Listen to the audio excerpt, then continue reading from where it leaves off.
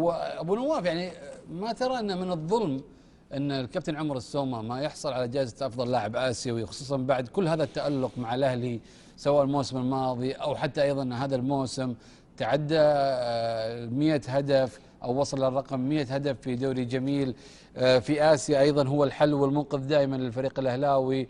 ويعني دائما اي فوز لابد ان يكون عن طريق الكابتن عمر السومه. ما ترى أنه من الظلم أن ما يتوج الكابتن عمر السومة كأفضل لاعب آسيوي؟ فهد، بمعطيات كل ما يقدمه عمر السومة خلال مسيرته مع الفريق الأهلاوي، أعتقد أن عمر السومة فوق يعني مستوى كل الجوائز الممنوحة. يعني ما أعتقد أنه في جائزة أعظم وأغلى من إجماع كل الرياضيين بكافة أطيافهم ويولهم ومشاربهم على الاعتراف بمكانة وقيمة وقامة هذا اللاعب الفذ، سواء من حيث العطاءات الفنية اللي يقدمها من خلال مشاركته مع الفريق الأهلاوي، سواء من خلال كسره لكل الأرقام. يعني حتى لغة الأرقام لدى عمر السومة حالة يتفرد فيها، حالة استثنائية ظاهرة. عمر السومة يتلاعب بالأرقام ويلاعبها بطريقته الخاصة. يعني تخيل فهد أنه في البطولة، خلينا نتحدث طالما نتحدث عن البطولة الآسيوية، نتحدث عن المشاركة عن يعني مباريات الأهلي في البطولة الآسيوية في هذه المجموعة.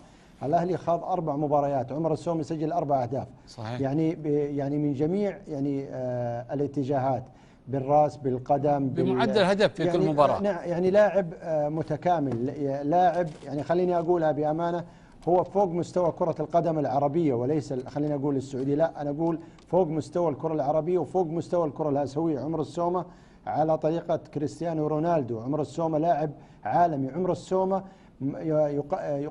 قدوة حتى في تعامله مع الجمهور، في تعامله مع كرة القدم، يحترم كرة القدم، يحترم مهنته، بالتالي يتميز ويبرز من مباراة إلى أخرى.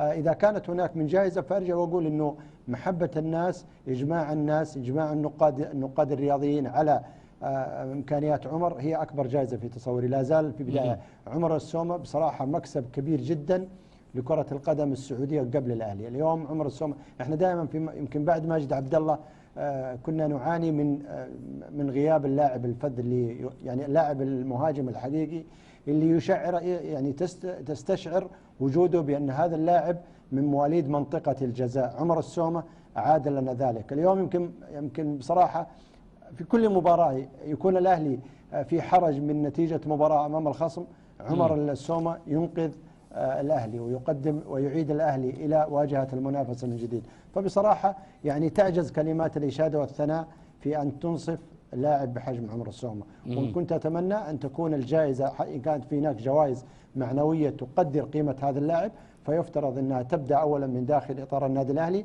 ومن ثم من داخل إطار اتحاد كرة القدم السعودية، ومن ثم من داخل إطار الاتحاد الآسيوي، طالما أنه عمر يقدم نفسه حتى بالبطولة الآسيوية بهذا الشكل وبها الإمكانيات وبها القيمة.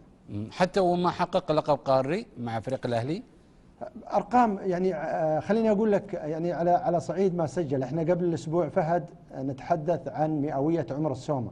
عمر السومة يسجل 100 هدف في زهاء 3 مواسم. يعني هذا الرقم ترى بعض اللاعبين اللي نتحدث عنهم على أنهم لاعب أساطير لم يستطيعوا أن يصلوا إلى حاجز 100 ويكسروا حاجز 100 إلا خلال يمكن حوالي 20 سنة. فرقم كبير جدا يكسر عمر خلال 3 سنوات. أنا أرجع وأقول أنه عمر السومة أسطورة بكل ما تحمله الكلمة من معنى.